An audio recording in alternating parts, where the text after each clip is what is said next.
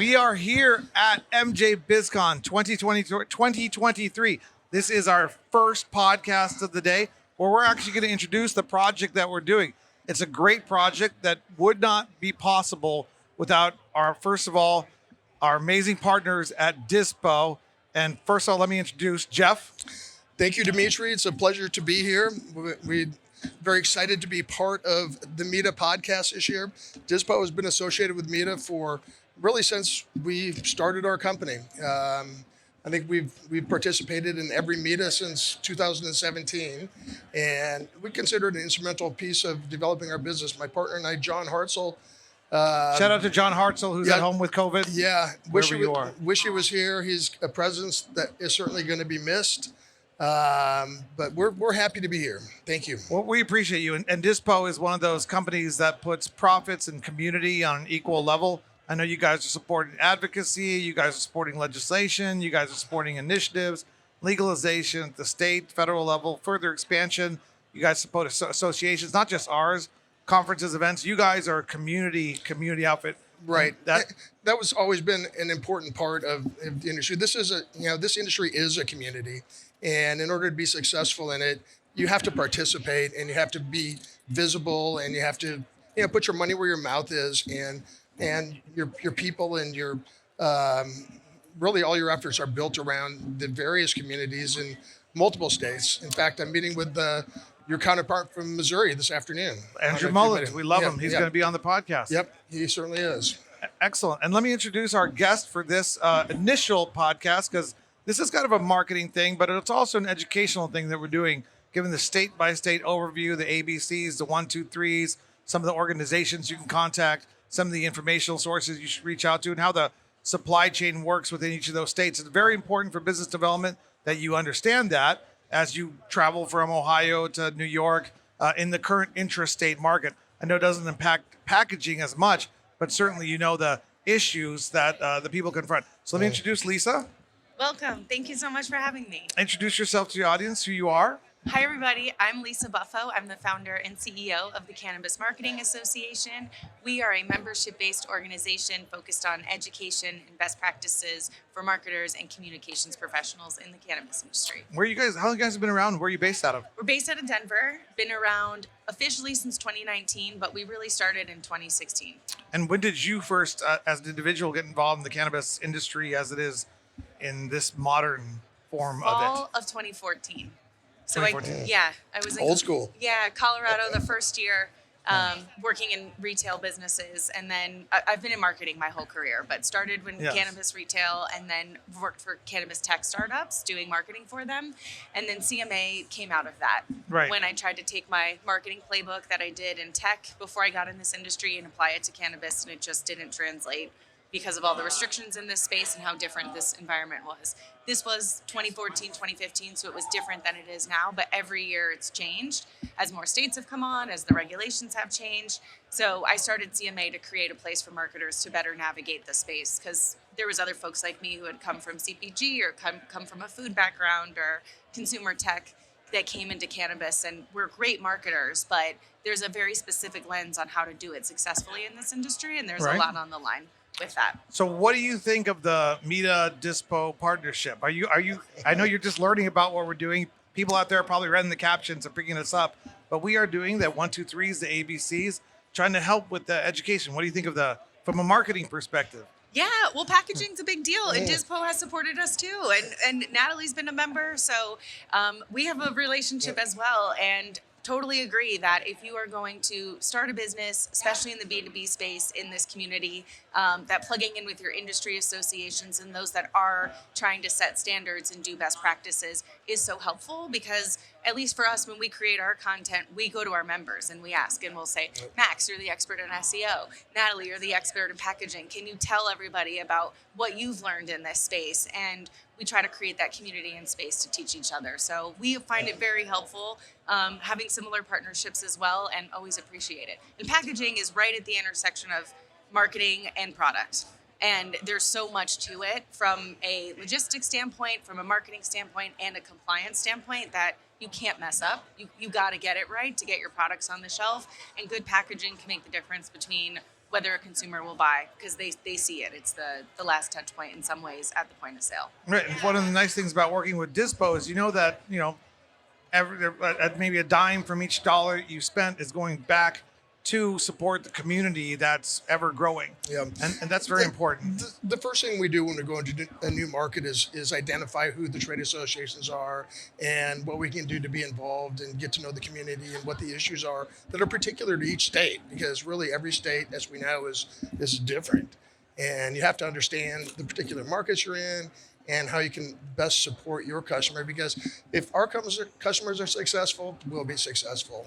It's a pretty simple business model. Absolutely. So we look forward to your analysis over the next 3 days. That's just it. And the post-production package that comes out, because as you said, it's not just about associations.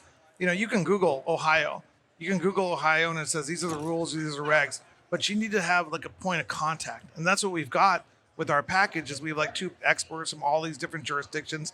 I wish I had more time. We would do more states, more countries, to give people that physical point of contact. And the information about associations, about the rules, regulations, a brief overview, what's happening, the history, the status, etc.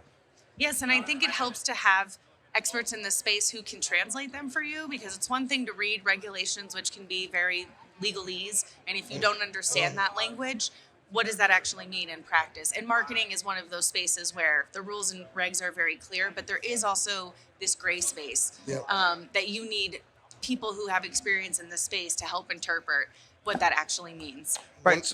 Go ahead. Yeah, 100%. I mean, everything is so local. That's why we're meeting, you said Andrew's on the podcast. We're trying to understand the regulations that Missouri is throwing at the marketplace right now that are very confusing. And the only way we can really get a clear picture to how we can help our customers is by going to the source, somebody who lives there and is dealing with it and can help us interpret, what we can do. Right. There's no way. Wikipedia, Google, there's just no way that you can read through this stuff. You have to have a point of contact. So one of the things we're going to be asking our guests from the different jurisdictions is, will you be available as a point of contact? And they don't have to be. Yeah. They're nice enough to stop by and just give us 1, 2, 3s, ABCs, a little bit about history, a little bit about who they know, etc. So that's what we're doing.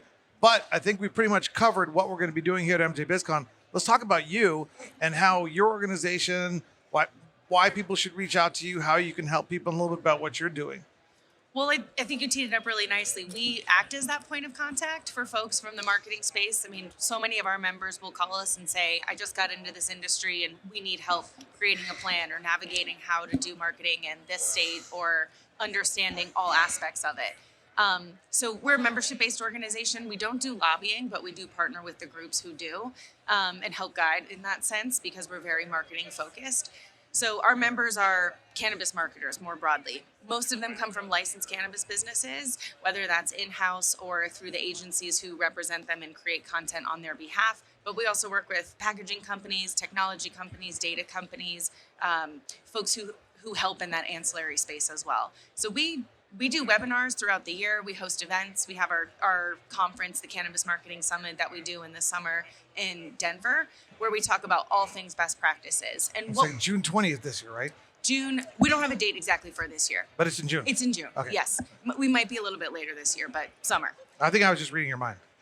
We'll go with that. Yeah. But we try to cover all the verticals in marketing. So we'll go deep on content throughout the year. So we'll do a series on SEO. This fall, we went very deep on AI. That's all anyone's wanted to talk about this year is what does AI mean for marketing? It is completely changing the landscape. Right now, I presented yesterday at the marketing forum, and I talked about how it's looking like 280E will go away next summer and end of June, early July, based on some analysis that I saw at another conference about the average time between when HHS makes a recommendation and the DEA administrator makes their final ruling. And if 280E goes away next summer, there's industry attorneys who have also said that means it will be gone for the 2024 tax year.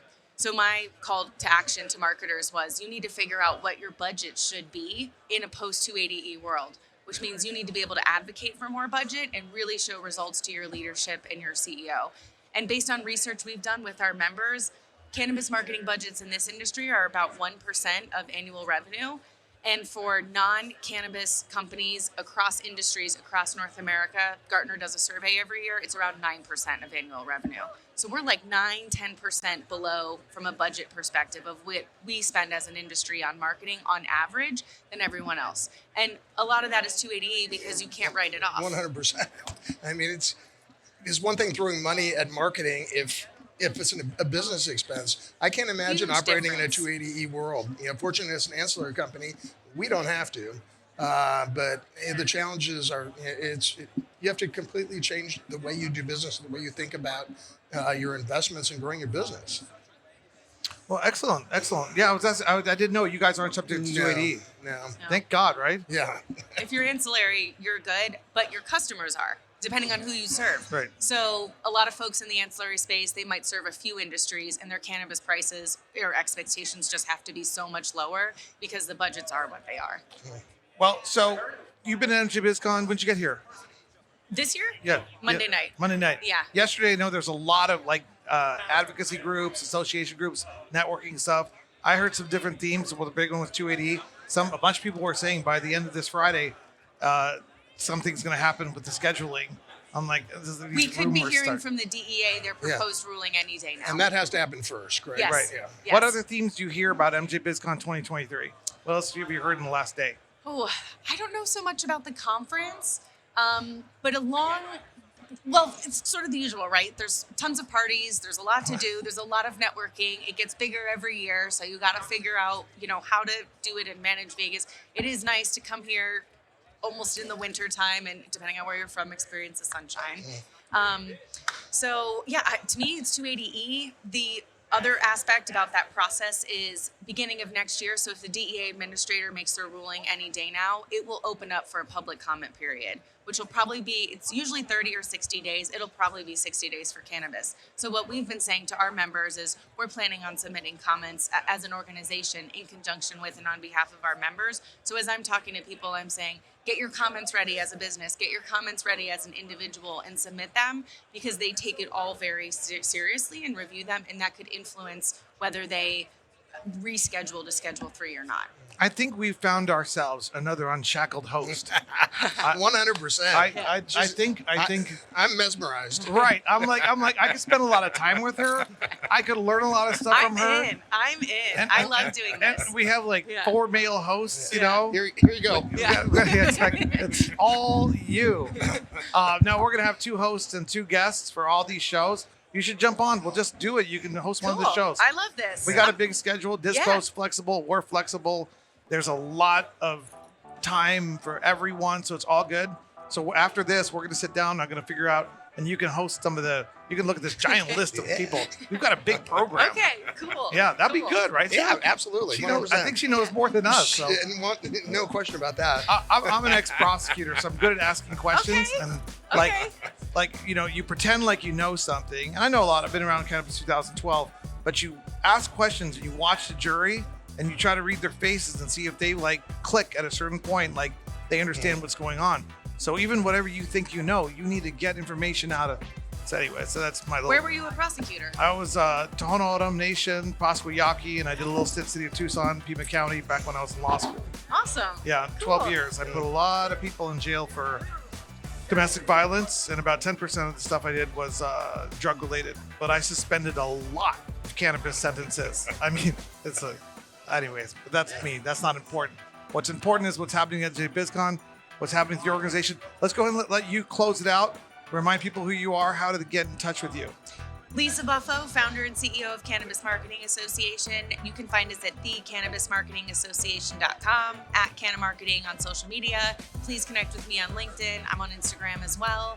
And we'd love to connect and be that point of contact in marketing for folks. And we also have a podcast about cannabis marketing called Party Like a Marketer. So if you want to learn about how to do marketing, listen to that. Right. Well, you have my commitment that you can be one of the hosts for Unshackled. We're just I love that. crazy. And of course, it's Jeff. Yep. One of the 2 owners of Dizpot. There might be others I don't know about.